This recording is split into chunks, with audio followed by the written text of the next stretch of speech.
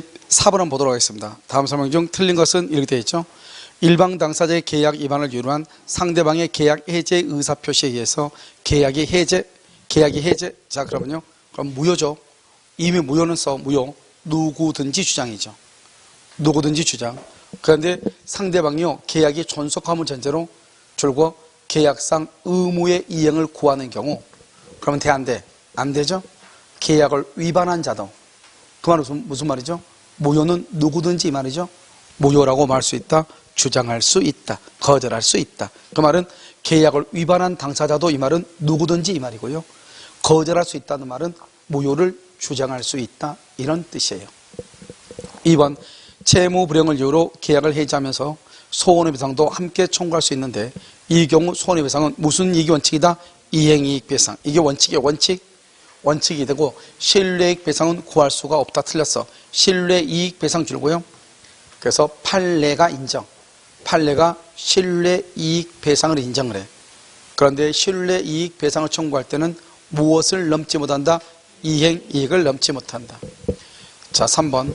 합의 해제에 따른 매도인의 원상회복 청구권 줄고, 원상회복 청구권이 뭐냐? 말소 등기 청구권 이 말이죠. 말소 등기 청구권은 소유권 줄고, 소유권에 대한 물권적 줄고, 소유권에 대한 물권적 청구권이죠. 소유권은 소멸시효에 걸린다, 걸리지 않는다? 걸리지 않죠. 항상 여러분요, 원칙적으로 물권적 청구권은 물권에 대한 침해가 있으면 발생하는 게 물권적 청구권이거든요. 그러니까 판례는 소유권에 대한 물권적 청구권은 소멸시효에 걸리지 않는다 명확하게 얘기했어. 그런데 제한 물권에 대해서는 말이 없어. 하지만 제한 물권도 마찬가지로 물권적 청구권은 물권에 대한 침해가 있을 때만 발생하는 거기 때문에요. 소멸시효에 걸리지 않는다. 이렇게 해야지 논리적으로 맞겠죠. 4번, 이행지체 줄고요. 이행지체로 인한 계약이 해제가 되죠. 원상회복 의무의 이행으로 반환할 금전에는 언제부터? 받은 날이요. 그 다음날 그러면 큰일 나. 받은 날부터 이자요. 이때 이자는 뭐다? 지연 이자가 아니죠. 지연 이자가 아니니까 과실 상계할 수 있다 없다? 없다. 지연 이자가 아니고 과실 상계할 수가 없어요. 자, 5번은요. 매도인이 매매계약을 적법하게 해제 동그라미요. 해제했죠. 해제는 선악불문하고 전부반환이죠. 차고 동그라미. 차고를 이유로 취소할 수 있다. 차고를 이유로 취소하게 되면 선인 경우 현존 이익만 반환할 수 있거든요. 현존 이익 이렇게. 정답 몇 번이다? 2번 이렇게요. 자, 25번은요. 1번 매매의 일방예약은, 일방예약 이름 봐봐. 일방예약이 시험에 나오기는 조금 힘들어요. 일방예약은요. 왜냐하면 논점이 별로 없는데 우리 시험에 한 2번 정도 나왔는데요. 이 일방예약이 뭐하고 같이 연결되냐? 이 형성권하고 연결돼 가지고요. 형성권에 관한 내용이 문제에 나오죠. 알겠죠? 그래서 여러분 보시면 우리가 이제 형성권이잖아요. 일방예약이잖아요. 이 일방예약을 뭐라 한다? 이것을 일방예약은 언제나 뭐다? 채권계약이에요. 채권계약인데 우리 시험에는요. 물권계약 그래서 한번 틀린 걸로 나왔어. 그래서 언제나 이것은 계약이죠. 계약. 그 다음에 이 일방예약으로부터 뭐가 나온다? 예약 완결권이 나오죠. 이 예약 완결권을 뭐라 한다? 이것을 형성권이죠. 그러면 형성권은 봐. 형성권은 뭐에 걸린다? 제척기간이죠. 그러면 제척기간은요. 법관이 직권으로 조사하는 것이고요. 그 다음에 당사자는 합의로 정하고 합의가 안 되면 몇 년이다? 10년이고요. 목적물을 인도받아 점유하고 있죠. 인도받아 점유하고 있어도 제척기간은 뭐 한다? 진행한다. 이게 중요하죠. 형성권은요. 그러니까 목적물을 인도받아 점유하고 있으면 우리가 소멸시효는요. 등기 청구권은 목적물을 인도받아 점유하고 있죠. 소멸시효가 진행한다 안 한다? 안 하죠. 그런데 제척기간은 뭐 한다? 진행한다. 이런 말이죠. 무슨 말인지 알겠죠? 그래서 제척기간은 진행한다. 이렇게. 됐죠? 이것을 일방예약이다. 이렇게 얘기를 하는 거예요. 자, 지금부터 한번 보시면. 자요, 1번. 매매의 일방예약은 상대방이 매매를 완결할 의사를 표시, 이 매매를 완결할 의사를 표시를 뭐라 한다? 예약 완결권 행사했다 이 말이죠. 매매의 효력이 생기가는 권리에서 뭐다? 형성권. 그럼 형성권은 뭐다? 형성권은 뭐에 걸린다? 제척기간. 제척기간은 누가 조사한다? 법원이 직권. 그런 것들이 이제 나올 거예요. 2번. 예약 완결권이 가등기 됐죠? 가등기. 그럼 봐봐. 가등기 줄고요. 왜냐하면 형성권은 가등기 할 수 있거든요. 그런데 가등기가 되면은 예약 완결권을 행사를 하죠. 그러면 본계약이 성립을 해. 그리고 이제 본계약이 성립됐으니까 등기를 청구해야 되죠. 그러면 등기를 청구할 때는 가등기가 된 상태에서 등기를 청구할 때는 양도인에게 청구해요? 양수인에게 청구해요? 양도인에게 청구한다. 양수인 그러면 큰일 나. 그러면 3번은요. 예약 완결권의 제척기간이 지난 때 주고 지난 때 제척기간이 지나죠. 그러면 그때요 소멸한다. 소멸해. 제척기간이 지나면 무조건 소멸해요. 문제는 뭐냐면 여기 나와있죠. 봐봐. 부동산을 인도받았다. 인도동남 인도는 필요 없어. 그 인도에다가 소멸시효는 중단된다. 소멸시효는 중단이 돼. 그런데 제척기간은요 중단이 된다 안 된다? 안 되죠. 제척기간은 그대로 뭘 한다? 진행한다. 소멸시효는 뭐가 되고? 중단이 되고, 제척기간은 뭐가 되고? 진행이 하고. 알겠죠? 그래서 제척기간은 인도받았다 할지라도 기간의 경과로 소멸한다.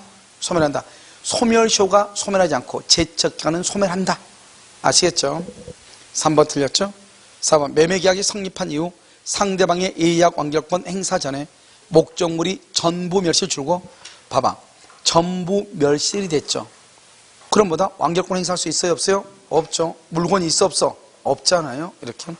우리가요, 음식점에 예약을 했어요. 10명이 가기로. 근데 음식점이요, 이틀 전에 폐업을 했어, 폐업. 그러면 완결권 행사할 수 있어요? 없어요? 없죠. 똑같죠? 자, 5번은요. 매매의 일방 예약은 상대방이 매매를 완결할 의사를 표시하는 때 매매의 효력이 뭐한다? 생긴다. 이렇게. 매매 효력이 생긴다. 이렇게. 자, 됐죠? 정답 몇 번이다? 3번. 자, 계약금이죠? 우리가 이제 계약금에 대해서 여러분요, 잠깐 이제 한번 봐야 돼요. 계약금은 우리가 이제 볼 때, 우리가 지금 예약 완결권 했으니까 바로 그냥 계약을 봐요. 여기서 계약을 하죠? 이 계약을 뭐라 한다? 주된 계약이다. 이렇게 얘기하고요. 이 계약으로부터 뭐가 나온다? 계약금이 나오죠? 그러면 이 계약금은 언제나가 아니에요. 아무런 약정이 없으면 계약금을 뭐로 본다? 해약금으로 뭘 한다? 추정한다. 추정한다. 이렇게요. 자, 계약금이죠? 그러면 여기서요. 3월 1일 날 중도금을 주죠? 이 중도금 이후를 뭐라 한다? 중도금 이후를 이행단계죠? 이행단계 때 이행을 하지 않는 것을 뭐라고 한다? 채무불이행이죠? 채무불이행이 있으면 계약을 뭐라고? 해제하고 원상 회복을 청구하고 손해배상을 청구할 수 있다 이 말이죠. 자, 그 다음에 여기요 4월 1일이죠. 4월 1일이 잔금인데요. 여기에서 어느 일방에 채무불이행이 있죠.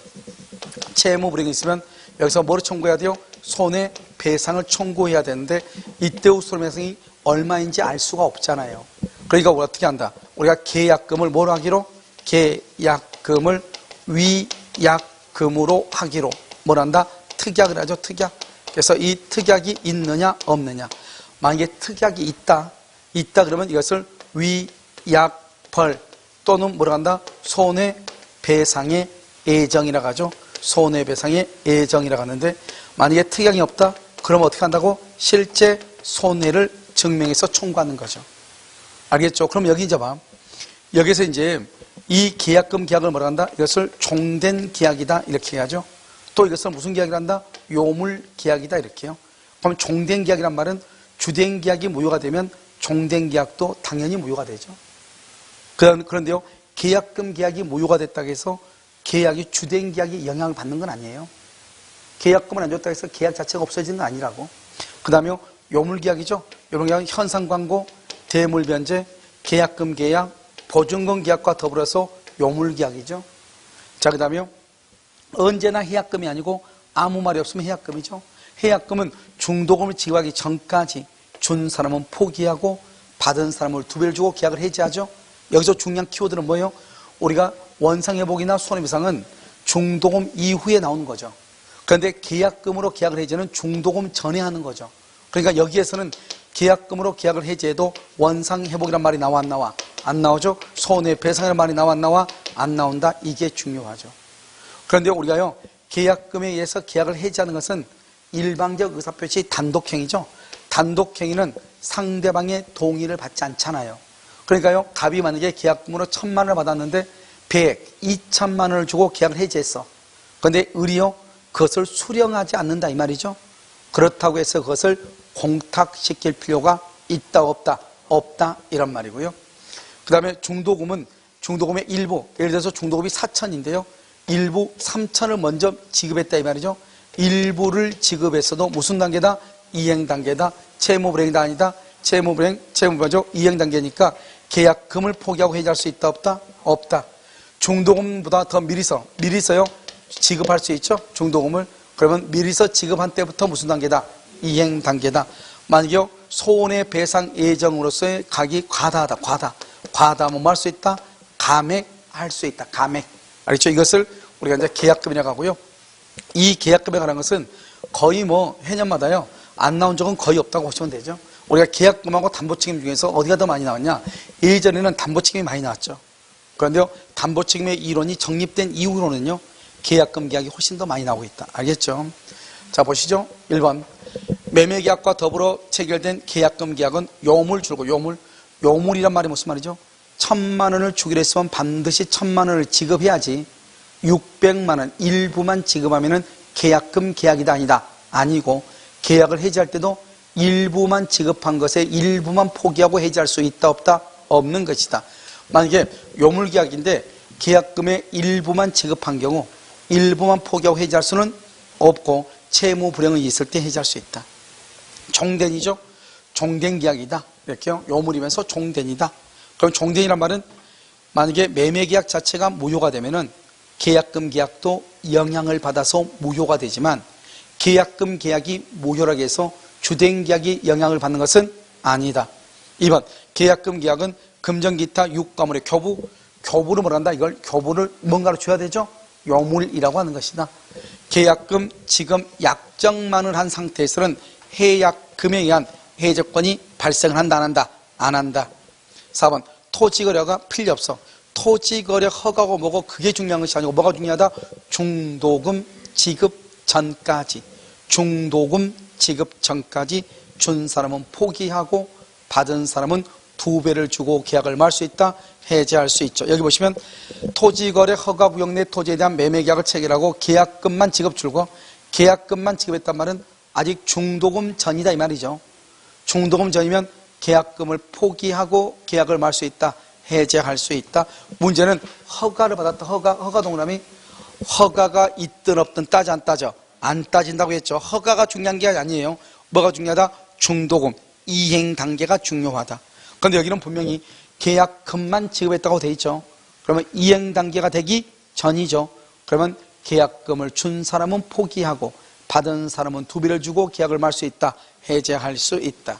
4번 계약금이 수수된 후 매도인이 매수인에 대하여 매매계약의 이행을 최고하고 매매 잔대금의 지급을 구하는 소송 줄거요. 여기요. 누가요? 매도인이 여기 매매 잔대금의 지급을 구하는 소송 매매 잔대금의 지급을 구하는 소송을 지겠죠. 이퀄 이행 단계 X 아직 이행 단계가 아니에요. 왜요? 매도인의 이행 단계는 언제죠? 매도인의 이행 단계는 언제? 중도금 지급이죠. 아니요.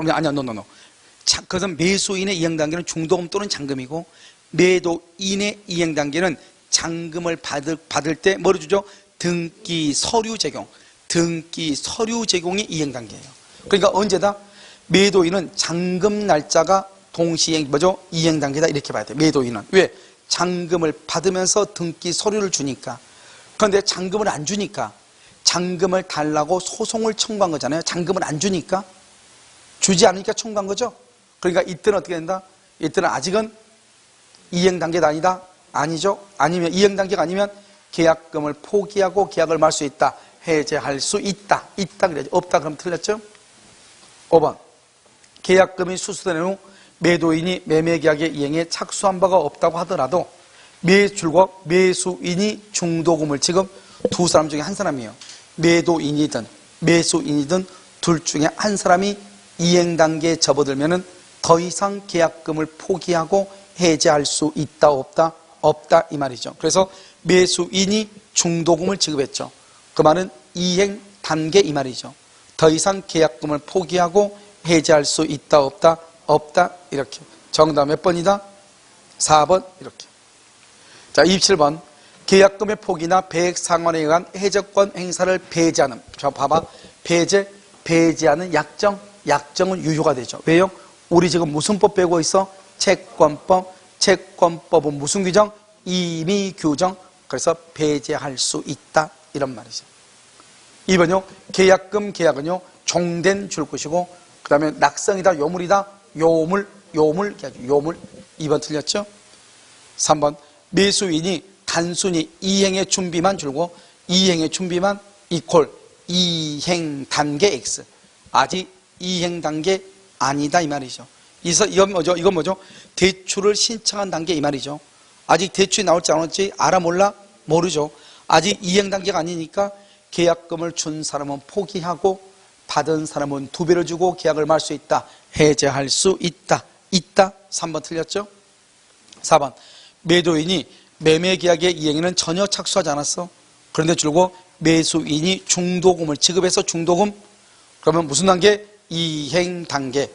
계약금을 포기하고 해제할 수 있다 없다? 없다 이렇게. 있다 틀렸죠? 5번, 대금 불입 불이행 시 계약은 자동 무효가 되고 이미 불입된 금액은 일체로 반환하지 않는다 이렇게. 보통 이렇게 쓰죠. 이것을 뭐다? 위약금 특약이라고 해요. 위약금 특약. 알겠죠? 매매계약에서 계약금이 지급됐죠? 이 계약금은 해약금과 줄과 해약금 뭐냐? 중도금 전까지. 우리가 중도금을 지급하기 전까지는 계약금은 해약금이라고 부르죠? 그 다음에 손해배상 예정액으로서의 성기를 줄고 손해배상 예정으로 성기는 중도금 이후 이렇게. 그래 우리가 위약금 특약이라면 계약을 할 때 계약금을 가지고 위약금 특약이라면 그 계약금은 중도금을 지급하기 전까지는 뭐다? 뭐라고 해? 해약금. 중도금 지급 후는 뭐다? 위약금. 다른 말로 위약금 중에서 뭐다? 손해배상 예정. 손해배상 예정으로서 과다하다. 과다. 너무나 많다 이 말이죠. 그러면 뭐 할 수 있다? 감액을 청구할 수 있다 이렇게. 아시겠죠? 정답 몇 번이다? 5번 이렇게.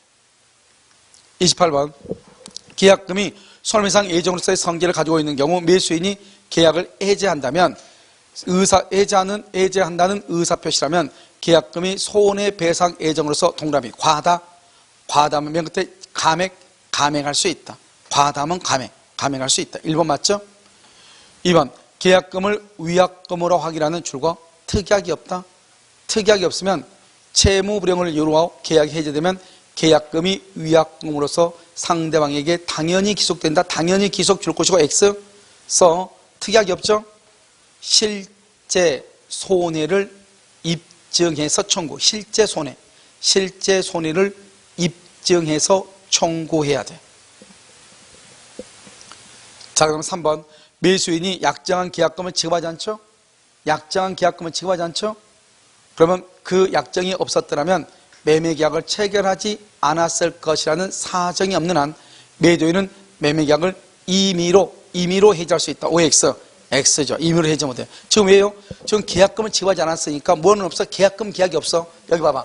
계약금을 지급하지 않는 경우 가로 묶고, 그건 계약금으로 해제 X. 계약금으로는 해지를 못해. 그러면 해지하려면 어떻게 해야 돼요? 채무 불이행의 원칙에 의해서 해제해야 돼. 법정 해제. 그래서 해제를 못하니까 임의로 해제 동그라미, 해제 동그라미. 임의로 해제가 아니고 채무 불이행을 이유로 법정 해제 이렇게. 법정 해제해야 돼. 왜? 계약은 없으니까 이제는 채무 불이행에 의해서 계약을 해제하는 거예요. 그것을 법정 해제라고 그래. 임의 해제가 아니라고. 알겠죠? 계약이 있으니까 없으니까 이렇게. 4번, 토지거래 허가 구역 내 토지에 관한 매매계약을 체결하고 계약금만 지급한 상태에서 허가를 받은 경우 이렇게 돼 있어요. 지금 계약금만 지급한 상태 또 아까 나왔죠? 이런 경우는요, 계약금의 배액을 상환하고 계약을 말 수 있다. 해제할 수 있다. 허가가 중요하지 않다고 몇 번 얘기했어. 허가가 중요한 것이 아니고 뭐가 중요하다? 중도금 지급이 중요하다. 3번, 계약금만 수령한 매도인이 매수인에게 이행을 채공하고 대금 지급을 구하는 소송. 지금 매도인이 줄 것이고 대금 지급을 구하는 소송을 제기. 이것은 이행 단계다. 이행 단계가 아니다. 이행 단계 전이죠. 아직 전이죠.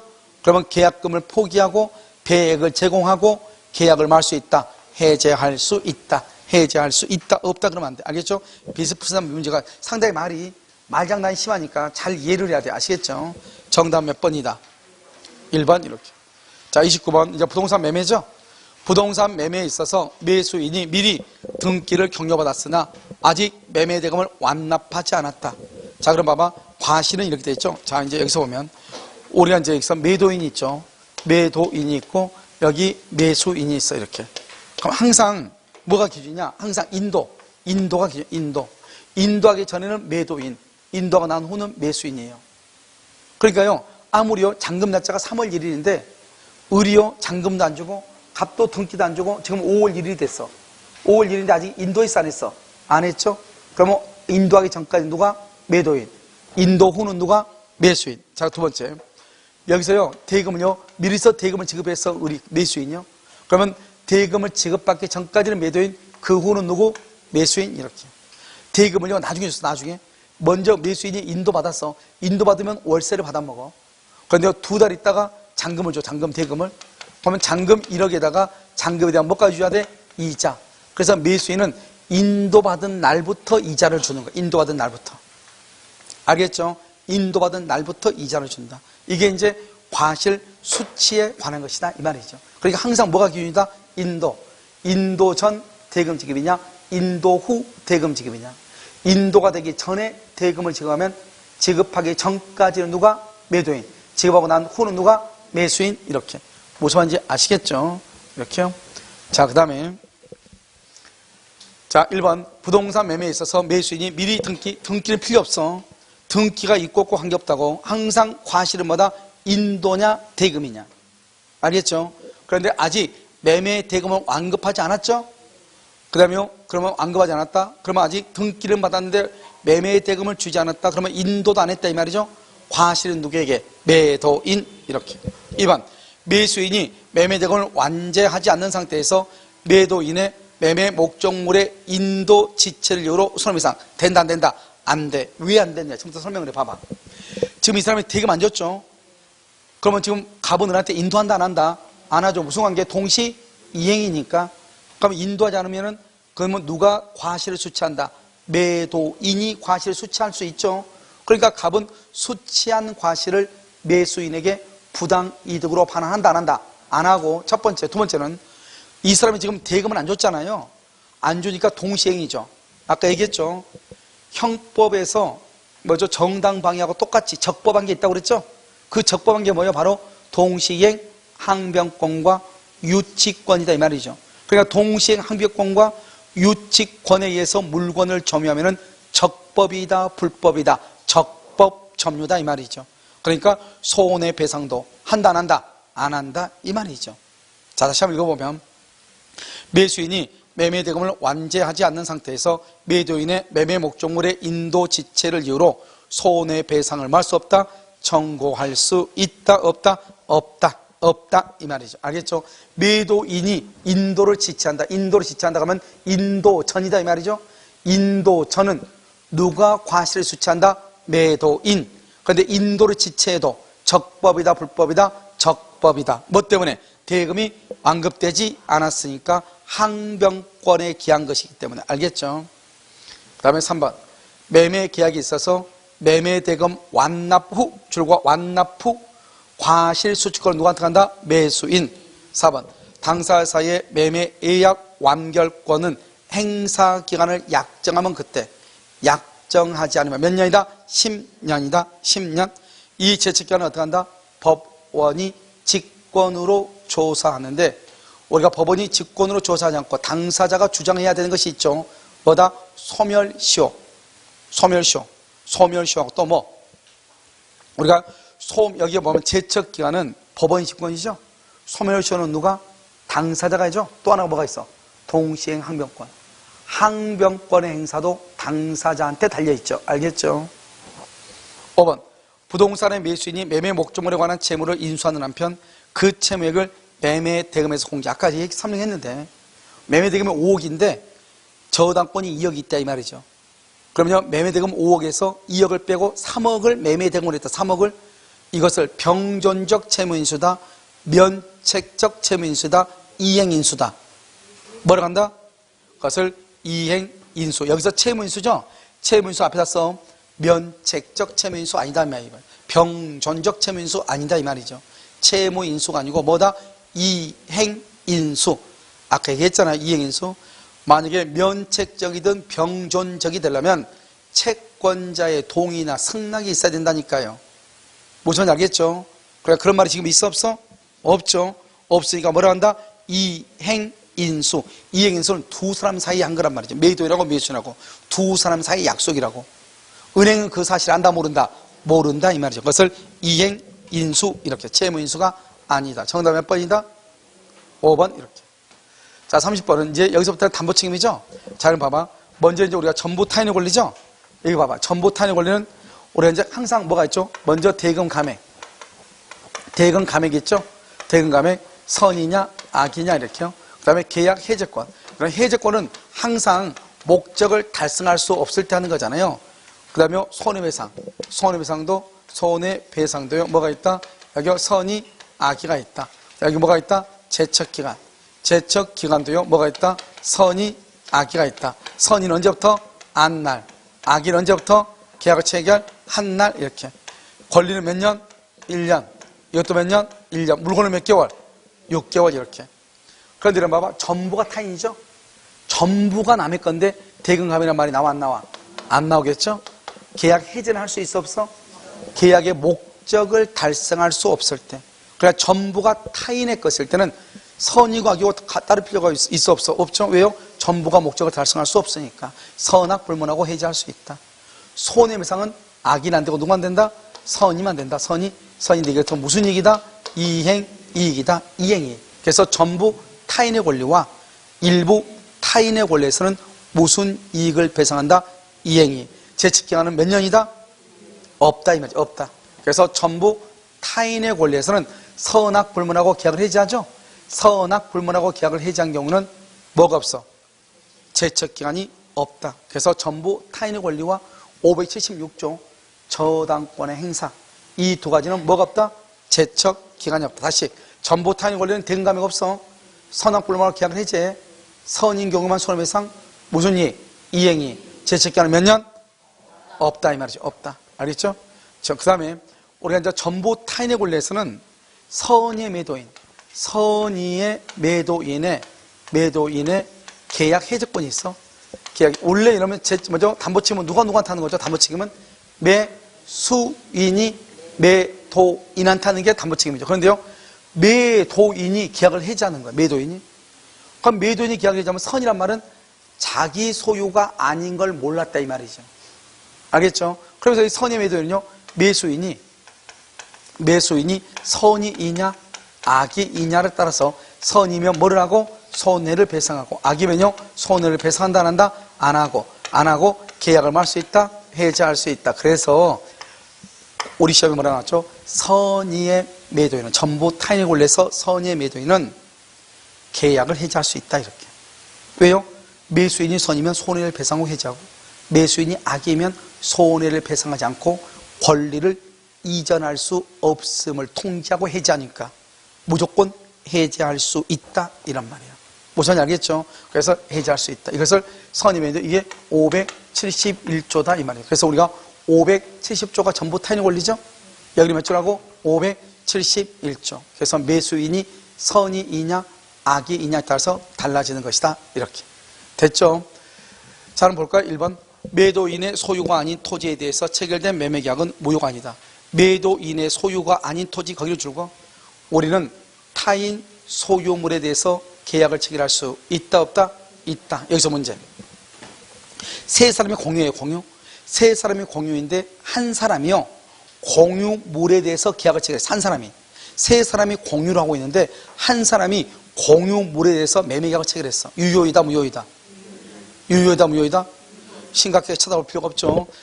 매도인 아닌 매도인 것이 아닌 것도 계약을 체결할 수 있다잖아요. 타인 소유물도 계약을 체결할 수 있다니까요.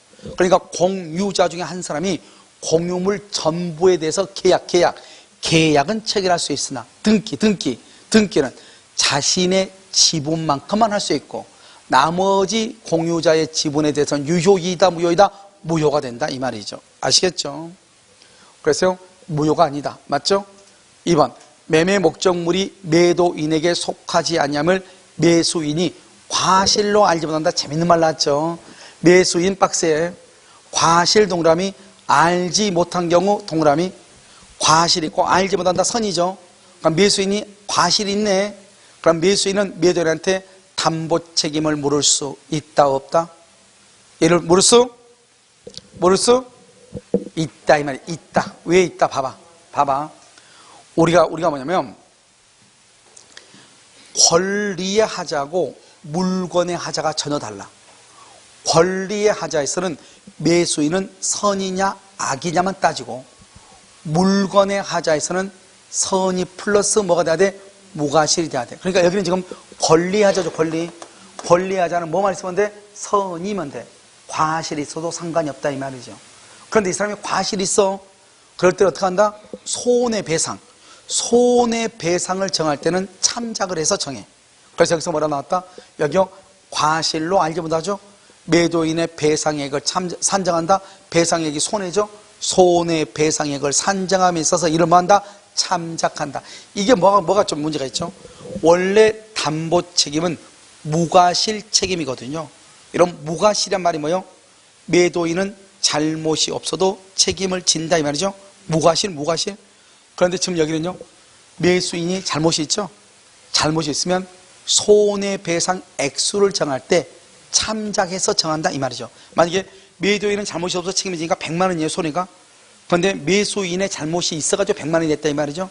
그럼 매수인의 잘못만큼 깎을 수 있다 이런 말이에요. 그러니까 우리가요 원래는 담보 책임은 무과실이지만 손해배상을 청구할 때는 잘못을 뭐 할 수 있다? 참작할 수 있다 이런 말이에요. 알겠죠? 자 3번 매매 목적인 권리의 전부가 타인에게 속하여 전부를 이전할 수 없게 된 경우 매도인은 선의의 매수인에게 무슨 이익을 배상한다? 신뢰액 틀렸어. 우리가 봐봐요.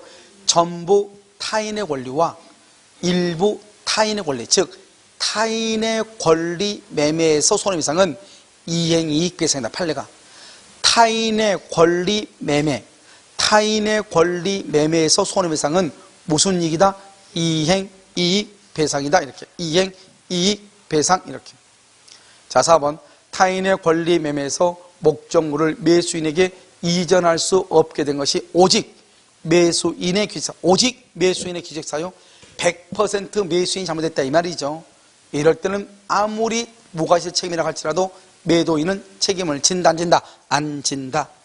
5번 타인의 권리 매매에서 권리 이전을 할 수 없게 된 매도인은 선의의 매수인에 대하여 언제요? 줄고 이행 불농 당시의 시가. 그 다음에 줄고 계약이 이행된 것과 동일한 경제적 이익을 배상.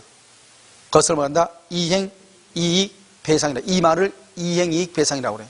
자 그럼 봐봐. 여기 한번 봐봐. 우리가 지금 아까 여러분요 계약을 해지할 것인가 말 것인가 할 때 상대방의 이행이 가능한지 가능하지 않는지 그걸 알아야 되잖아요. 해지할 때는 언제를 기준으로 판단한다? 계약 해제 시를 기준으로 판단하라고 그랬죠? 그런데 봐봐. 여기서 이제 우리가 뭐를 보냐면 계약을 해지할 때는 계약 해제 시를 뭐로 기준으로 이행이 가능한지 안 한지를 판단하고 그다음에 여기요 우리가 하자담보점에서 하자 여부는요 언제를 기준으로 하냐? 계약 체결 시에 하자가 있었냐 없었냐 그걸 판단하는 것이고 지금 여기 손해배상이죠. 채무불이행으로 손해배상은 채무불이행 당시예요. 채무불이행 당시. 그러면 채무불이행 당시가 뭐죠? 이행불능이죠. 그러니까 이행불능 또는 채무불이행 당시를 기준으로 해. 항상 손해배상을. 그러니까 손해배상은요 계약 체결 당시 그러면 큰일 나. 하자가 있냐 없냐. 또요 우리가요 선의하고 악의는요 언제를 기준으로 한다? 계약 체결 시. 계약 체결 당시 타인 소유임을 알면서 계약했냐 악의. 타인 소유임을 모르면서 계약했냐 선이라고.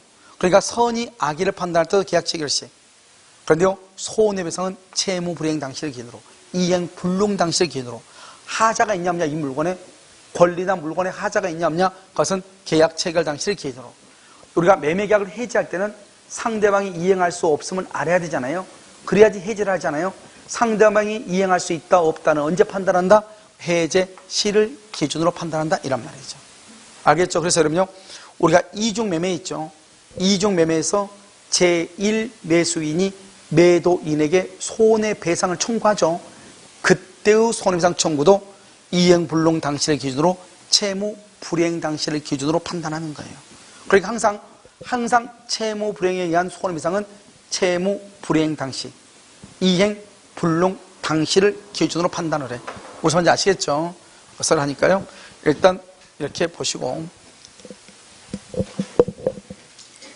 그 다음에 여기 보시면 계약이 완전히 이행된 것과 동일한 경쟁이익, 이것을 뭐란다? 이행, 이익, 배상, 이렇게. 정답 몇 번이죠? 3번. 자, 31번은요. 1번, 매매의 목적이 된 권리의 일부가 타인에게 속함으로 인하여 매도인이 그 권리를 취득하여 매수인에게 이전할 수 없는 때에는, 이렇게 되어 있죠? 그것은 매수인은 그 부분의 비율로 대금의 감액을 청구할 수 있다. 대금 동그라미, 감액 동그라미, 청구 동그라미. 자, 여기서 중요한 것은 감액 동그라미 했죠? 형성권이죠. 왜요? 청구란 말 앞에 증액, 감액이란 말이 있으면 형성권이죠? 형성권은 뭐에 걸린다? 제척기간이죠. 다시, 일부가 타인 줄과 일부가 타인, 거기다가 뭐라 쓰냐? 100평 중 30평이 병소유, 이 말이죠. 100평 중 30평이 병소유, 이 말이죠. 이런 말이 꼭 있어야 돼. 그것을 일부 30평이 병, 타인 소유다, 이런 말이에요. 알겠죠? 그 말이. 매도인에게 권리를 취득하여 이전할 수 없게 됐다. 여기서 봐봐. 재밌는 말이죠? 여기는 왜 그냥 매수인 봐봐. 박스해봐, 매수인. 왜 여기는 박스해봐. 매수인이라고 돼 있어요? 선의, 악이란 말이 왜 없죠? 선의의 매수인, 악의 매수인, 그런 말이 있어야 되잖아요? 왜 여기는 그런 말이 없을까? 우리가 선의, 악의를 불문하고 대금 감액하니까. 알겠죠? 봐봐요. 전부 타인의 권리에서는 매수인은 선악 불문하고 계약을 해지하죠. 그 다음에 일부 타인의 권리에서는 선악 불문하고 대금을 감액을 청구하죠. 선의, 악의를 불문하니까 대금 감액이란 말이 있어 없어? 없는 거예요. 알겠죠? 선의, 악이란 말 안 써도 돼. 그런데 만약에요, 수량 부족에서는요, 선의의 매수인만 대금 감액을 할 수 있죠.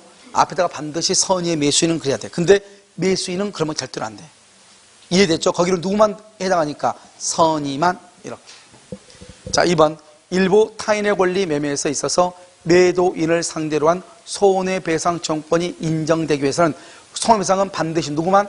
매수인은 누구만? 선의 동감이 안날 플러스 1년. 선이란 말은 안날 플러스 1년, 이렇게. 자, 3번. 일관하여 매매의 목적이 된 여러 개의 권리 중 일부가 타인에게 속한 경우에도 572조가 적용이 된다. 그러니까 여러 가지를 한꺼번에 계약을 해서 여러 가지 권리를요. 그 중에서 일부가 불능이에요. 그것도 일부 불능이다, 이렇게. 일부 타인의 권리다, 이렇게. 4번. 330평방미터를 매수했으나, 봐봐. 330평방미터를 매수 줄고, 중요한 키워드가 뭐죠? 구중 33평방미터가 타인, 이 말이죠. 33이면 10평이 타인 거다, 이 말이죠. 그러니까 전부가 아니고 일부가 타인이다, 이 말이죠. 매도인이 그 권리를 취득하여 매수인에게 이전할 수 없는 경우 줄고 선의는 뭘 청구한다? 손해배상. 중요한 거 봐봐. 손해배상인데 선의는 언제부터 1년이다? 안날이죠, 안날. 그래서 여기 봐봐. 안날 동그라미, 1년 동그라미, 손해배상 등을 청구해야 된다. 왜? 선이니까 안날이라고 얘기하는 거야. 선이니까. 만약에 악인 경우는 뭐라고 한다? 계약을 체결한 날이라고 해야죠. 알겠죠? 그 다음에 5번은요. 매매의 목적이 된 권리의 일부가 타인에게 속함으로 인하여 매도인이 그 권리를 취득하여 매수인에게 이전할 수 없는 경우 매도인이 선의의 매수인에게 배상하여야 할 손해는 원칙적으로 뭐다? 이행이익 줄고 일부 플러스 전부 타인의 권리. 일부나 전부 타인의 권리에서는 무슨 이익을 배상한다? 이행이익을 손해배상으로 한다, 이 말이죠. 그래서 이행이익 상당액이다, 이렇게. 정답 몇 번이다? 정답 몇 번이에요? 자, 손해배상 청구서 선의해야 된다. 일부가 타인이 속한 경우 매도인의 담보 책임은 572조가 적용된다. 그래서 일부가 타인에게 속한 사실 안 날부터 1년 내에 손해배상 청구한다. 성원의 매수에 배상해야 할 손해배상은 원칙적으로 이행이 상대 없네요. 정답이요. 1번 뭐죠? 감액을 청구할 수 있다고 그러는데요. 여기는요. 선악 불문이기 때문에 매수인은 그러면 맞는 말이에요. 선이 악의를 따지지 않아. 알겠죠? 그래서 매수인은 그 부분의 비율로 대금의 감액을 할 수 있다. 청구할 수 있다. 이렇게 아시겠죠? 그래서 이때의 대금 감액은 매수인은 선이 악의를 따지지 않아요. 알겠죠? 선약이 불문하니까 31번 1번도 맞고요. 그 다음에 2번도 맞고요. 그 다음에 3번은요. 매도인 담보 책임에 관한 572조가 적용이 되고요. 여러 개 중 일부가 타인에게 속할 때요. 그 다음에 4번은요. 1년 안에 손해배상을 청구해야 된다. 여기는 뭐죠? 선이죠.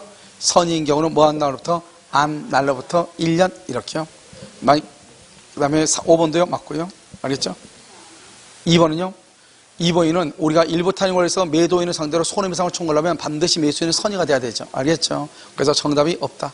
알겠죠? 전부 맞다. 이렇게.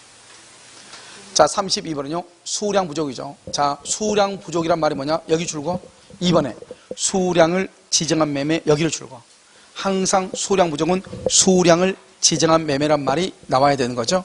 알겠죠? 수량을 지정한 매매가 뭐예요? 여기 봐봐. 3번에 일단 줄고 놓고 3번에 봐봐. 대금도 면적을 기준으로 이렇게 대금도 면적을 기준 이 말이 무슨 말이다? 평당 100만 원 이 말이죠. 평당 100만 원. 다른 말로 아파트 분양을 얘기하죠. 여러분 아파트 분양을 뭐라고 한다?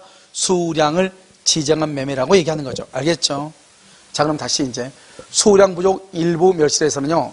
그냥 아예 써갖고 위에다가 수량 부족 일부 멸실은 누구일 때만 써? 선의하고 플러스 감액, 해제, 손해배상. 감액할 수 있고 해제할 수 있고 손해배상을 청구해. 그래서 수량 부족했을 때는 선인 경우에만 이때 봐봐. 이때의 손해배상은 이행이익 배상이다 아니다. 아니다. 이행이익은 누구일 때만 이익이다. 전부 타인의 권리, 일부 타인의 권리일 때만 이행이익 배상이다 이 말이죠. 1번 교환계약 당사자 일방이 양도한 토지의 실제 면적이 계약상의 면적의 미달 동그라미 미달 써 이퀄 일부 불능 이 말이죠. 일부 불능. 자 그럼 다시 계약 체결상의 과실 책임 줄고 여러분 계약 체결상의 과실 책임은 뭐다? 써 전부 불능일 경우 이렇게.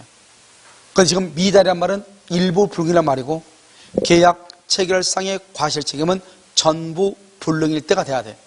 알겠죠? 그럼 전부하고 일부하고 좀 차이가 있어 없어? 있죠. 그러니까 미달될 때는 계약 체결상의 과실 책임이 적용이 된다 안 된다? 안 된다. 안 된다. 이거 주장할 수 없다. 2번 수량을 지정한 매매가 평당 100만 원 이 말이라고 그랬죠. 수량을 지정한 매매란 당사자가 매매의 목적인 특정물이 일정 수량을 가지고 있다는 데 주안을 두고 대금도 수량을 기준으로 대금도 면적을 기준으로 수량, 면적 똑같아. 그것을 말한다. 3번 목적물이 일정한 면적을 가지고 있다는 데 주안을 두고 대금도 면적을 기준 수량을 기준 이것을 뭐라고 한다? 수량을 지정한 매매 이것을 뭐라고 한다? 아파트 분양이다 이렇게. 그래서 아파트 분양은 수량 지정 매매죠. 4번 건물 일부의 임대차 계약을 체결함에 있어서 임대차 보증금과 월 차임 등도 줄고 수량을 기초로 이것을 뭐라고 한다? 맨 끝에 수량을 지정한 임대차다. 그래서 여러분요 요즘 아니고 최근에도요 뭐죠? 서울이나 뭐 이런 데 있는 지방이나 이런 데 큰 건물이 있죠? 신축 건물이요. 신축 건물은 딱 정해져 있어. 알겠죠? 몇 층까지는 평당 얼마, 몇 층부터 몇 층까지 평당 얼마 딱 정해져 있어. 그러니까 굳이 건물주가 나타나서 계약을 할 필요가 없다고. 왜요? 평당 얼마 딱 돼 있으니까. 알겠죠? 그래서 수량을 지정한 임대차라고 그래.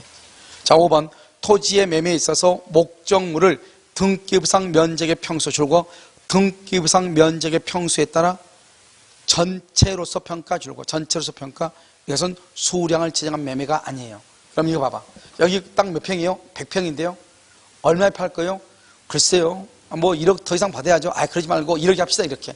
100평을 1억에 합시다 이렇게 샀단 말이죠. 측량하니 꼭 90평밖에 안 되는 거예요. 그러면 수량 부족이냐? 그건 절대로 아니에요. 지금 전체를 지금 100평이라고 평가해서 산 거잖아요. 그러니까 10평이 부족하다고 해서 수량 부족이라고 하지 않는다고. 우리가 어떻게 해야 돼요? 반드시 계약을 할 때 평당 100만 원에 합시다. 평당 100만 원에 100평? 그럼 1억으로 합시다. 이렇게 해야지. 그런데 지금 여기는 등기부상 평수에 따라서 전체로서 평가를 했죠. 이 말은 평당 얼마다 아니다. 아니죠. 그것은 수량을 지정한 매매이다 아니다. 아니다. 아니다 이 말이죠. 수량을 지정한 매매라고 할 수 있다. 틀렸단 말이죠. 없다. 이렇게. 정답 5번이죠. 자, 33번. 저당권 전세권 행사. 여기는 잠깐 봐야 돼. 우리가 저당권 전세권 행사 첫 번째랑 헷갈리면 안 돼. 저당권이 봐봐. 첫 번째, 저당권이 설정돼 있어. 저당권이 설정된 집을 매수했어. 누가요? 을이 매수했더니 여기서 경매가 됐어. 경매가 돼가지고 소유권이 상실이 돼. 상실. 을의 소유권이 상실이 돼. 알겠죠? 그럼 여기 봐봐. 지금 여기서 경매가 됐을 때를 저당권 행사라고 그래. 그런데 저당권만 설정된 상태, 이 상태, 2단계죠? 지금 2단계, 저당권 설정된 단계. 여기서는 담보 책임이라는 게 있어, 없어? 없다. 이 말이죠. 아직 저당권만 있는 상태에서는 저당권으로 경매가 돼서 소유권이 상실해야 돼. 그러니까 저당권이 설정되어 있는 집을 내가 매수했어. 문제가 된다, 안 된다? 안 된다. 이 말이 있죠. 알겠죠? 관계없고. 그 다음에, 우리 아까 이러면 이행인수 기억나요? 이행인수가 뭐라고 그랬어? 매매대금에서 채권액을 빼고 나머지만 준다고 그랬죠. 5억짜리야. 저당권이 2억이에요. 그럼 내가 얼마만 줬다? 3억만 줬죠? 그럼 나는 지금 매매대금을 다 줬어, 안 줬어? 안 줬죠. 매매대금을 다 지급하지 않는 상태에서 내가 2억을 갚기로 했는데 내가 그것을 변제를 못했어, 내가. 그래서 경매가 됐다, 이 말이죠. 그러면 매수인은 어디 가서 화소연할 때가 있다, 없다? 없죠. 그래서 이런 경우는 담보 책임이 있다, 없다? 없다. 그래서 피담보 채권액을 매매대금에서 공제한 경우 담보 책임이 있다, 없다? 없다. 그것을 또 알아야 되고, 이것과 비스무리한 게 있어. 세 가지가 있어. 먼저 가등기. 가등기가 되어 있는 집을 매수했어. 누가요? 을이요. 그런데 가등기에서 본등기가 돼. 본등기가 됐더니 직권말소가 돼. 을의 권리가 직권말소. 알겠죠? 또 하나요? 가압류. 가압류가 되어 있는 집을 샀어. 매수했어. 누가? 을이. 그런데 여기서 경매가 돼. 강제경매. 강제경매. 강제경매를 인해서 말소보죠. 소유권을 상실을 해. 그러니까 가압류가 있는 집을 샀더니 강제경매가 되려면 판결문을 받아서 압류를 해서 경매한다, 이 말이거든요. 그래서 아무튼 구조가 어때요? 구조가 다 동일하죠. 다 이것은 다 뭐다? 576조 담보책임이다. 이게 중요하고. 그 다음에 우리는 저당권이 있다는 사실을 알면서도 계약을 할 수 있어요, 없어요? 있죠. 그러니까 뭐다? 우리는 선의 악의를 따지지 않아. 우리가 지금까지 권리하자는 선이냐 악이냐, 선일 때는 안 날로부터, 악일 때는 계약을 체결한 날로부터 선의 악의를 따지는데, 저당권의 행사는 따져 안 따져? 안 따지다. 선악 불문한다. 이렇게. 그게 중요하고, 첫 번째 계약 해제 손해배상. 그 다음에 출제 비용 상환 청구가 있다. 경매를 막으려면 돈을 갚아야 되는데 갚지 않으니까 매도인이 할 수 없이 매수인이 돈을 갚아줬다, 이 말이죠. 출제 비용 상환 청구다. 이렇게. 알겠죠? 그래서 얘기하고, 아무튼 이 세 가지가, 이 구조가 다 어떻게 구조가 다 똑같이 생겼죠? 이걸 정확하게 알고 있어야 돼요. 구조가 똑같다. 576조다. 다른 국가고시에는 뭐라고 나왔냐? 이렇게 나왔어. 가등기가 된 부동산을 매수했는데 본등기가 됨으로써 소유권을 상실한 경우 570조 담보책임이다. 570조가 뭐죠? 전부 타인이죠. OX, X라고. 전부 타인은 아예 소유권을 취득 못하는 거야. 아예. 그런데 여기는요, 일단 매수해서 소유권 취득했잖아요. 취득하고 난 다음에 권리가 없어졌잖아요. 알겠죠? 그런데 570조는 처음부터 취득을 못하는 거라고. 알겠죠? 그래서 570조하고 576조는 차이가 있어요, 없어요? 있다. 이런 말이죠. 아시겠죠? 세 가지. 그래서 이 세 가지를요, 여러분 이제 알고 있어야 되겠죠? 한번 볼까요? 1번, 매매의 목적이 된 부동산에 설정된 저당권 행사 줄거, 매수인이 소유권을 취득할 수 없다 줄거. 그러면 여기 봐봐. 재밌는 말이죠? 매수인은 봐봐. 박스에 봐. 매수인은 해지할 수 있다. 왜 여기 매수인이지? 그래서 선의 악의를 불문하면 그냥 매수인이라고 그래.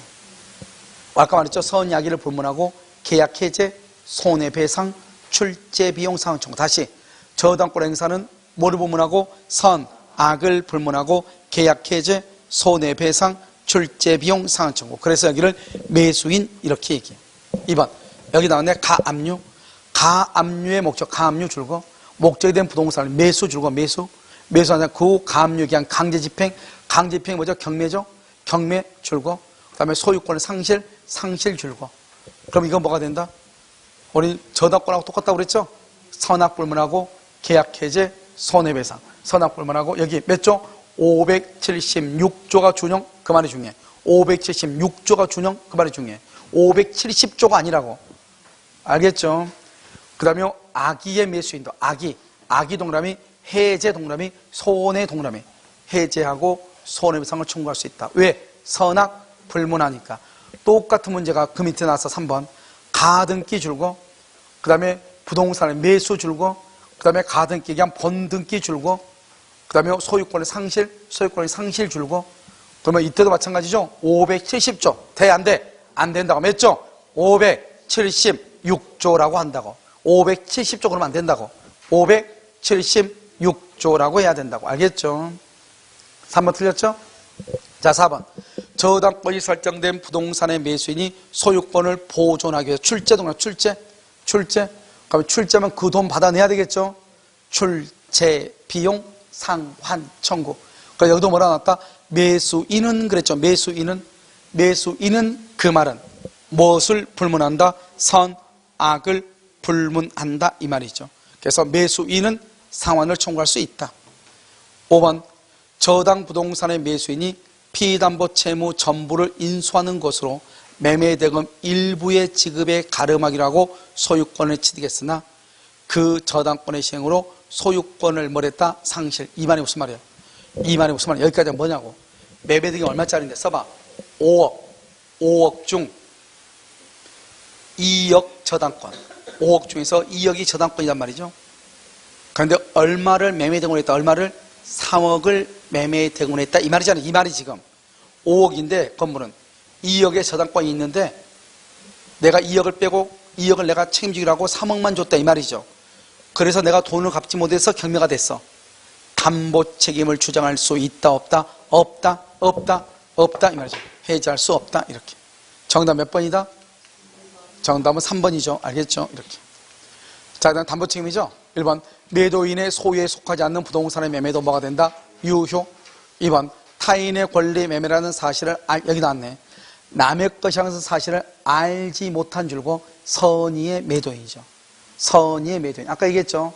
선의의 매도인은 매수인의 선의 악의를 묻지 않고 무조건 계약을 해제. 자, 여기 봐봐. 매수인의 선의 악의를 박스해봐. 매수인의 선의 악의 박스했어? 자, 선의에다 동그라미하고 써. 동그라미하고 손해를 배상하고 해제를 해. 매도인 선의 경우 악의 동그라미 악의 동그라미 악의를 뭐라 한다? 손해배상 없이 계약을 이행할 수 없음을 통지하고 해제. 손해배상 없이 이렇게 해제할 수 있다. 자, 3번 담보권 실행으로 행해지는 경매 동그라미. 경매는요 무효X. 경매가 무효가 되면 절대로 안 돼. 경매는 무효가 되면 담보 책임이 없어. 두 번째 물건의 하자 줄고. 물건의 하자 이퀄 법률적 장애. 무슨 말이냐? 내가 거기다 공장을 짓기 위해서 땅을 경락을 받았는데 그 땅이 그린벨트 지역에서 공장을 지을 수 없는 거예요. 법에 의해서. 그럼 어떻게 하냐? 땅은 멀쩡한데 법 때문에 공장을 못 짓잖아요. 그러면 거기서 이 물건을 뭐로 보냐? 토지를 물건 자체에 하자가 있는 것으로 본다 이 말이죠. 그러니까 법률적 장애는 뭐하고 동일하다? 물건의 하자와 동일하다 이 말이에요. 물건의 하자 이렇게. 그래서 원칙적으로 담보 책임을 묻지 못한다 이렇게. 옆줄 긋고 권리의 하자에 대해 담보 책임. 권리의 하자에 대해 담보 책임. 여러분 봐봐요. 내가 우리 집에 경매가 당한다. 그런데 우리 집에 유리창이 한 장 깨져 있다. 그럼 유리창을 새로 끼워가지고 경매를 당해야 돼? 2장 더 깨야 돼? 2장 더 깨고 경매를 당하죠. 왜요? 열받으니까요. 그럼 가다가 이사 나가다가 돌아서 돌 하나 줘가지고 또 깨고. 알겠죠? 그러니까 한마디로 말하면 물건의 하자에 대해서는 책임을 진다 안 진다? 안 진다. 그걸 얘기해. 권리. 봐봐. 무슨 말이냐? 우리 시험에 재밌는 말 나왔죠? 담보책임에 관해서 먼저 만든 걸 들은 것은 저당권의 경매로 인해서 을이 낙찰을 받았는데 저당권이 존재한 경우 이렇게. 존재한 경우는 담보 책임을 물을 수 있다. OX. 여러분요, 우리가 경매가 되면은 저당권이 소멸이 존재할 수가 있어 없어? 저당권은 언제나 말소 기준 권리니까 언제나 없어져야 돼. 근데 우리 시험에 뭐라 나와서 저당권에 의한 경매로 인해서 매수인이 경락을 받았는데 저당권이 존재하는 경우 담보 책임을 물을 수 있다. OX, X, 물을 수 없다. 왜? 저당권이 있을 수 있다 없다? 없다. 그럼 뭐냐? 권리의 하자라고 하는 말이 무슨 말이냐? 임차인이 없는 줄 알고 경락을 받았는데 임차인이 있더라 이 말이죠. 소멸되지 않는 임차인이 있더라 이 말이죠. 배당 요구를 했다고 해서 내가 경락을 받았는데 배당 요구를 하지 않았더라 이 말이죠. 그러면 임차권이 소멸했다 안 했다? 안 한 거 있으니까 내가 그걸 책임을 져야 되잖아요, 경락인이. 그래서 이것을 권리의 하자라고 얘기하는 거예요. 내가 그것을 모르고 경락을 받았으면 계약을 해지할 수 있고, 아시겠죠? 그것을 얘기해요. 자, 그 다음에 4번 매매 목적물의 하자가 존재한다. 하자 줄여보시고 언제? 계약 체결 당시. 하자 계약 체결 당시. 알겠죠? 또 모두 계약 체결 당시 기준에 선의 악의 판단, 선이냐 악이냐를 판단할 때 하자가 있는 것을 알았냐 몰랐냐, 알았다 악이 몰랐다 선이, 그것도 계약 체결 당시. 이렇게. 5번 매도인이 기계를 공급하면서 카탈로그나 검사 성적서를 제출 줄고, 카탈로그나 검사 성적서를 제출했죠. 그럼 그 정도의 품질과 성능을 뭐한다? 보증이죠. 보증한 것으로 볼 수 있다에 있다. 5번 틀렸어. 근데 여기 카탈로그나 검사 성적서를 뭐라고 한다?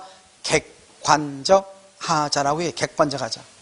지금요 이 강의실에요 어떤 사람들은요 춥다고 느끼고요, 그러니까 저기 지금 에스키모 한 명 있잖아요. 지금 2명이 됐네, 에스키모가요. 알겠죠? 지금 어떤 사람들은요 또 덥다고 느낄 수 있잖아요. 알겠죠? 이걸 뭐다? 주관적 하자라고 그래요. 그럼 주관적 하자 할 때는요, 그러면 에어컨의 온도를요 누가 조정을 하죠? 목소리 큰 여자가. 알겠죠? 남자들은 춥든 덥든 말이 없어, 공중에서 있어. 알겠죠? 목소리 큰 사람에 따라서 좌우해. 그걸 주관적 하자로. 주관적 하자. 그걸 주관적 하자. 그렇게 하면 돼야 안 돼요?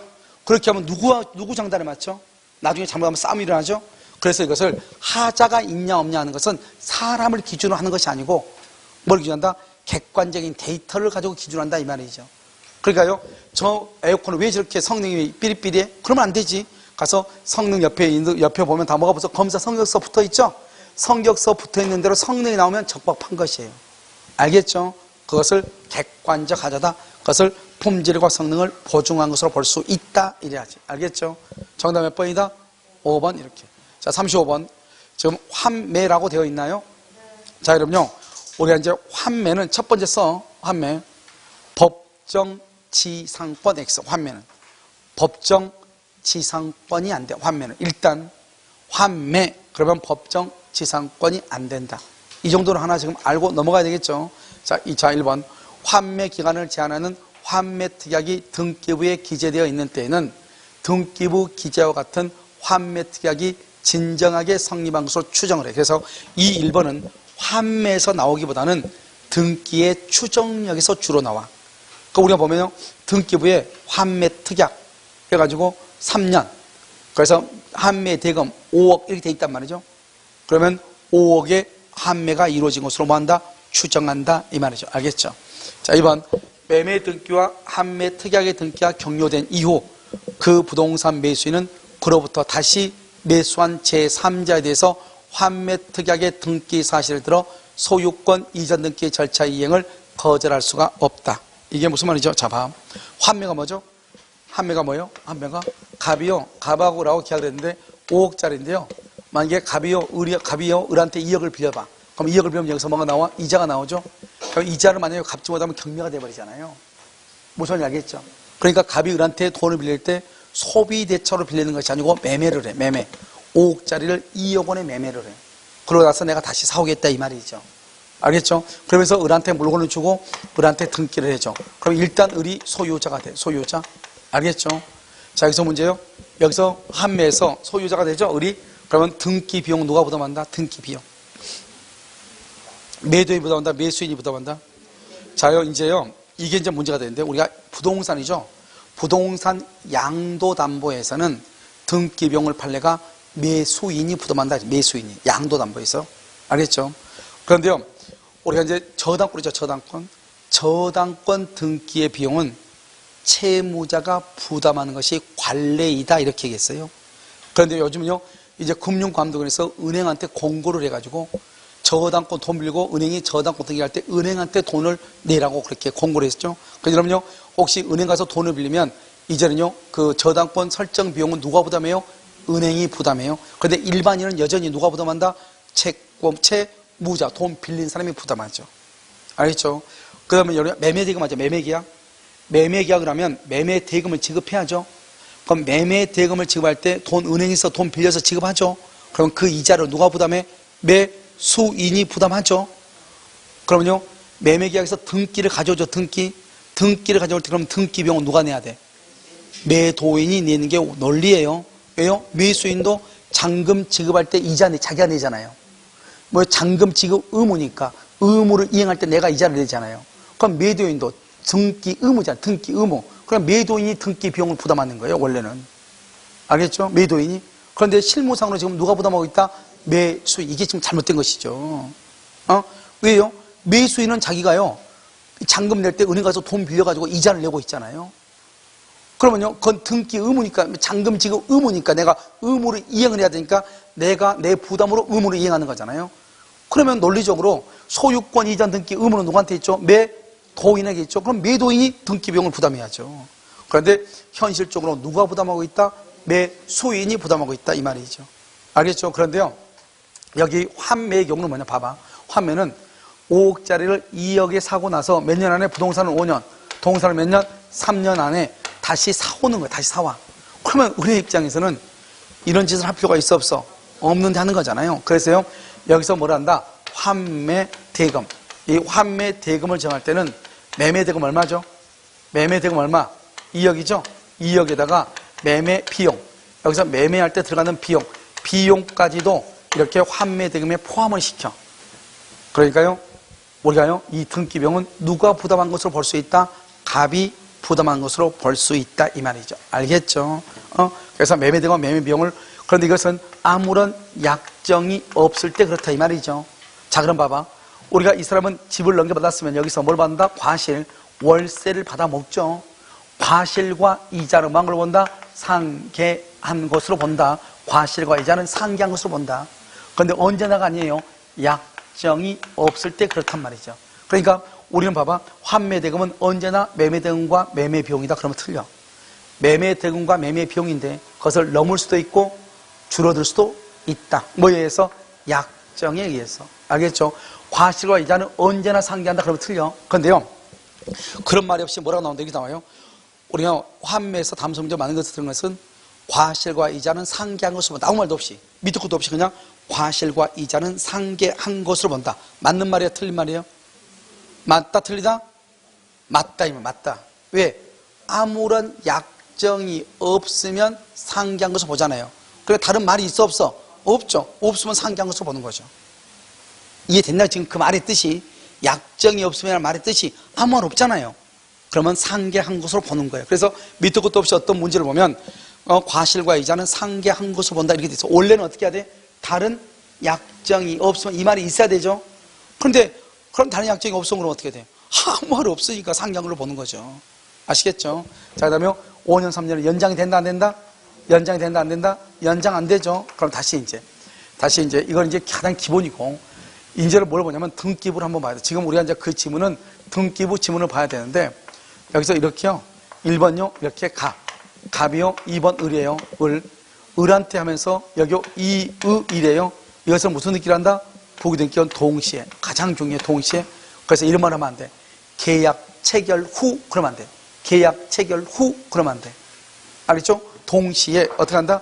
여기 갑한테 환매특약의 등기라고 반드시 환매대금은 필요적 등기사항이에요. 기간 3년이야 몇 년, 기간은 임의적 기재사항이에요. 그런데 여기 환매에서 환매대금은 반드시 등기해야 돼. 그러면 환매가 됐으면 이것은 부기등기에 불과하죠. 부기등기에 불과하기 때문에 환매특약의 등기에 있어도 을은 2번요 3번 병한테게 처분할 수 있는 거예요. 그러니까 환매특약의 등기가 있다고 해서 을은 병에게 처분할 권리를 잃는다. OX, X고, 만약에 그러면 이 갑이라는 사람이 이제 5년 안에 이걸 사와야 되겠죠? 사올 때는 누구한테 사온다? 을한테 사온다? 병한테 사온다? 누구한테 사온다? 그래서 병한테 환매권의 행사를 한다. 왜요? 1번, 2번, 3번, 4번이잖아요. 여기는요, 부기등기니까 2번하고 똑같은 거죠. 그러니까 1번에서 2번 갖고, 2번에서 3번 갖고, 3번에서 4번이니까 4번은 3번으로부터 4번이 4번이잖아요. 2번으로부터 보는 게 4번이 아니잖아요. 알겠죠? 그래서 현재 양수인에게 청구한다. 여기서 문제. 환매특약의 등기는 가등기할 수 있다. OX. 환매특약의 등기는 가등기할 수 있다. OX.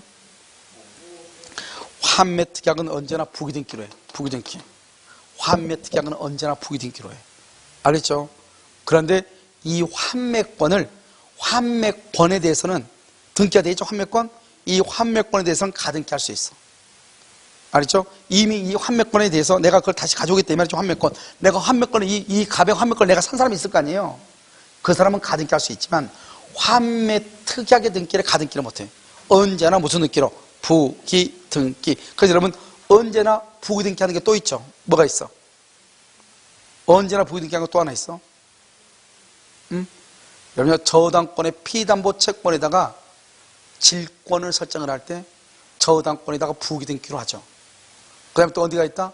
갑구, 을구, 을구에 있어서 제한물권을 이전할 때, 무슨 등기 한다? 부기등기로 하는 거잖아요. 알겠죠? 이렇게 언제나 부기등기로만 해야 되는 것들이 있다. 그럼 그건 등기법에서 시험에 나오는 거잖아요. 알겠죠? 그렇게 보시면 된다. 이렇게. 됐죠? 자, 한번 볼까요? 한번요. 환매 기간을 제한하는 환매특약이 등기부에 기재. 그러면요, 맨 끝에 환매특약이 진정하게 성립된 것으로 추정. 2번, 매매 등기와 환매특약 등기가 격려된 이후 부동산 매수인은 그로부터 다시 매수한 자에 대해서, 병에 대해서 환매특약의 사실을 들어서 등기의 이행을 거절할 수 있다, 없다? 없다. 3번, 매도인이 환매 기간 내 5년, 3년이죠. 환매 의사를 표시하면 그는 환매에 의한 권리 취득의 등기를 하지 않으면 부동산을 가압류 집행한 자에 대해서 권리 취득을 주장할 수 있다, 없다? 없다. 그래서 환매 의사 표시를 했죠.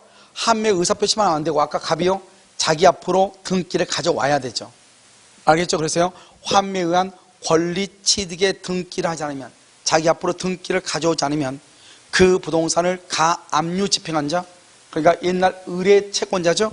가압류 집행한 자에 대해서 주장할 수가 없다. 이렇게 똑같아. 미등기다 이 말이죠. 환매특약을 했는데 아직 미등기다. 매수를 했는데 미등기다 이 말이죠. 제3자에게 대항할 수 있다, 없다? 없다. 자, 4번은요. 부동산 매매계약에서 소유권 이전 등기와 함께 환매특약에 따라 환매 등기가 있은 후 그 부동산의 제3자의 저당권 등기가 마쳐진 경우 매도인이 환매기간 안에 적법하게 환매권을 행사하죠. 그러면 저당권을 소멸을 하는 거예요. 알겠죠? 그럼 봐봐요. 먼저 환매가 돼 있어. 2월 1일. 그 다음에 3월 1일이요. 저당권이 있어. 4월 1일 환매권 행사를 했어. 그럼 환매특약의 등기가 있는 때를 기준으로 해서 그 다음에 있는 모든 권리들은 다 소멸하는 거예요. 뭐가 똑같아? 가등기에서 무슨 등기하면? 본등기하면 가등기하는 다 소멸하죠?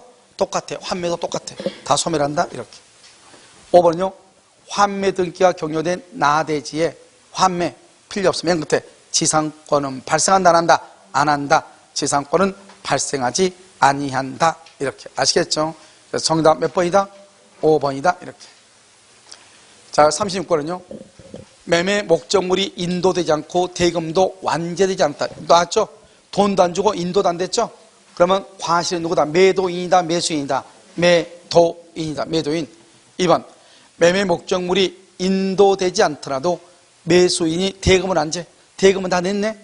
그러면 대금은 완제 줄 것이고, 이걸 기준으로 이전은 매도인, 이후는 매수인, 이렇게. 그래서 매수인에게 기속한다. 맞죠?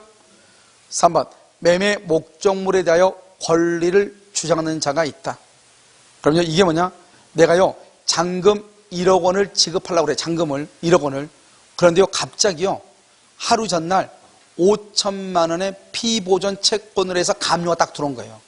내가 잔금 1억을 지급하려고 하는데 하루 전날 가압류가 들어왔어. 건물에요. 그럼 내가 잔금 1억을 주면은 나중에 내가 이 5천만 원 책임을 져야 될지도 모르잖아요. 그러니까 잔금을 줄 때 1억을 다 준다, 5천 빼고 준다. 5천 빼고 그걸 뭐라 한다? 줄고 위험이 있는 한도, 위험이 있는 한도에서 대금 지급을 거절해. 거절. 그래 다 거절하면 안 돼. 5천만 원만 거절한다 이 말이죠. 나머지 5천은 지급해야 된다. 자요 4번 교환 계약은요. 교환 동그라미 교환은 뭐다? 유상, 쌍무, 낙성, 분료식. 뭐라고? 유상, 쌍무, 낙성, 분료식이죠. 분료식. 그래서 서면의 작성을 필요로 하지 않는다 이렇게. 알죠? 분료식이니까. 자 5번은요. 보충금 지급 약정이 있더라도 보충금 줄고 있어 매매 대금에 관한 규정을 준용하죠. 이퀄 매매 대금 이렇게 보면 돼. 보충금은 뭐하고 똑같다? 매매 대금하고 똑같아. 그럼 매매 대금을 미지급이다. 미지급? 그러면 채무 불이행이죠. 그러니까 계약을 말 수 있다. 해제할 수 있다. 해제할 수 있다. 그래야지. 그래서 보충금은 뭐하고 똑같다? 매매 대금하고 동일하다. 이렇게 아시겠죠? 정답 몇 번이다? 5번이다. 이렇게. 자, 37번부터는 임대차인데요. 잠깐 쉬도록 할게요.